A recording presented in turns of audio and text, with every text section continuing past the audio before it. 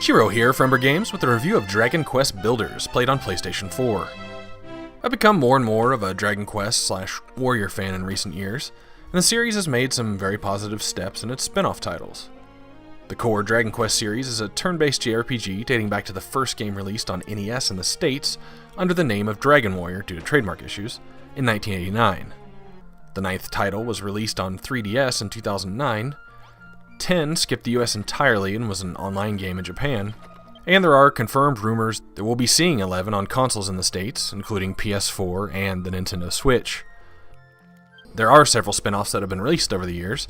On this current console generation, we have Dragon Quest Heroes, combining elements of the series with Dynasty Warriors gameplay, and now Dragon Quest Builders, what at first appears to be a sort of Minecraft clone, which is what people say when I mention it, but let me assure you, it is not.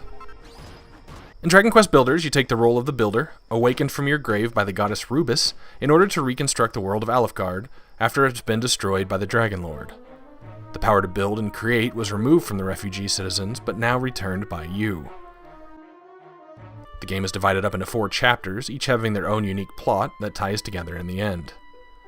At first, it was a little disappointing that I was leaving my giant floating castle in the sky and a sacrifice to moving to new lands, but with a change in available materials, new NPCs, quests, and storyline, as well as new things to build, it really was just a way to keep the gameplay fresh. The similarity to Minecraft comes from your ability to break the world's cubic landscape and arrange the tiles in new formations, including the constructions of special rooms and also to navigate the terrain. Buildings require a wall of 2 blocks high and a door to be complete. You can hold 15 items on your person at a time, and it's helpful to keep a stack of earth for platforming reasons. As you find new ingredients like wood, stone, and various metals, you can create increasingly complex decorations, furniture, and items. There are also some ingredients and materials that only drop from enemies. So there's your Minecraft. You can instantly feel the difference though, as you arrive at your first town building site and meet a few villagers who give you quests to build specific rooms, direct you towards new materials, and have you killing various enemies. The NPCs in your town will display exclamation marks above their head when they have a new task for you, and I guess each chapter has about 20 or 30 of these in varying complexity. Your character doesn't level up by fighting enemies like previous Dragon Quest games, or most RPGs in general, I guess. Instead, each structure you put into the square of your town adds to the experience meter in the upper left corner.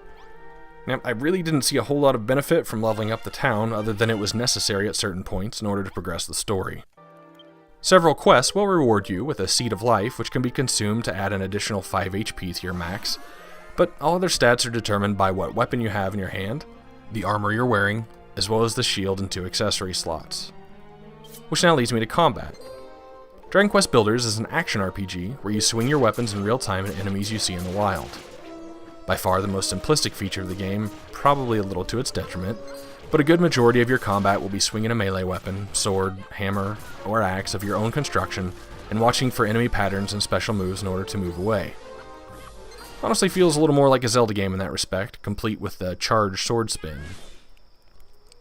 You can eventually construct items to assist in combat, which you can then deploy on the battlefield.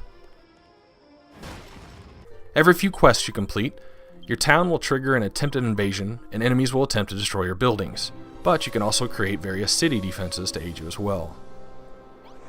After these events, you're given access to additional islands in the chapter through the use of teleportals, giving each chapter 4 decent-sized islands. There's also a final boss in each chapter that has a unique mechanic in applying an ultimate craft you created to get to that point. There are a couple survival aspects of Dragon Quest Builders as well, including a day-night cycle, where ghosts come out en masse and try to ruin your evening. While your character doesn't require sleep, you can do so in secure areas to bring the more peaceful daytime back around. You also have a hunger meter that slowly depletes as you work, having you gather fruits, mushrooms, and meat, and eventually the ability to create more fulfilling dishes through various kitchen enhancements. Now, you'll see at the start of each chapter that your world is being built, meaning to a degree the composition of the landscape will be random. However, in replaying the first chapter a couple of times to finish up the Platinum Trophy, it seemed most key areas and events took place in the same relative geographical location. I think some of the hidden treasures may have moved a bit, and the placement of various structures shifted, but as a whole, the randomization of the landscape didn't change drastically. The one thing that does increase replay value, though, are the chapter challenges that don't all have to be completed in one playthrough. All of the chapters have challenges to finish the main story content within a certain number of game days, as well as making the base meet its maximum level for the chapter. There are also 3 adventure-like challenges per chapter to slaughter hidden dragons, build some crazy rooms, and perform tasks for hidden NPCs not in your village. Really makes you scour the islands more closely, wondering what secrets could be buried. There's a trophy for completing all challenges for each chapter, and while the time limit did add the urgency and the necessity for planning ahead, I didn't stop to build some of the things I wanted to at the time because of being pressed for that time.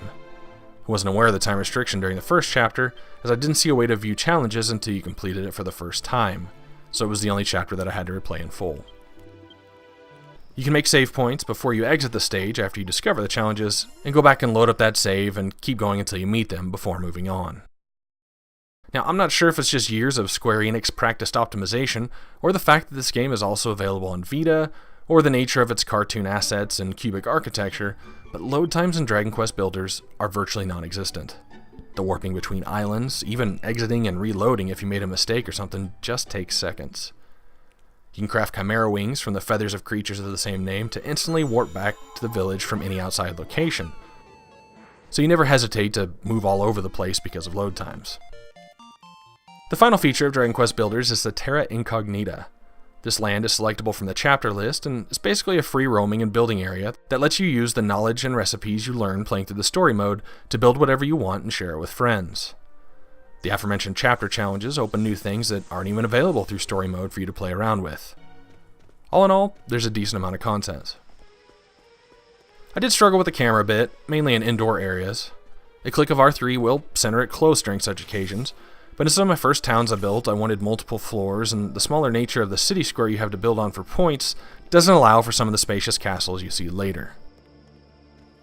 When you build, the corners of a yellow placement box can be seen, but sometimes during quick builds it's easy to misplace things. But builders let you strike anything you've put down, pick it up, and replace it again as you see fit.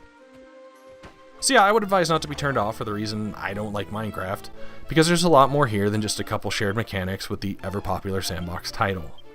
Rated as an action RPG, Dragon Quest Builders lands as an 83 out of 100 on a true 1 to 100 scale of 50 being average.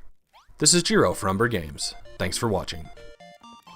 Please feel free to hit that subscribe button for updates on new videos, or follow me on Twitter @Umbra Games.